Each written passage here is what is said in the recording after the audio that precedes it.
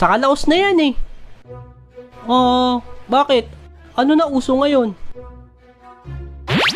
Eto na ang uso ngayon, ang Tamiya!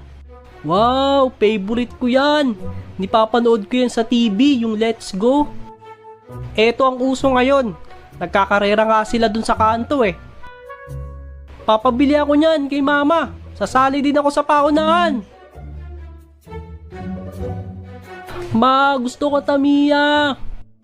Wala tayong pera. Sa birthday mo na lang. June pa lang ngayon eh. November pa birthday ko eh.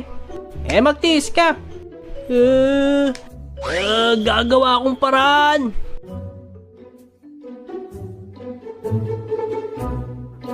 Wala na tayong inumin ah. Totoy, bili mo nga kami ng inumin doon. Ha?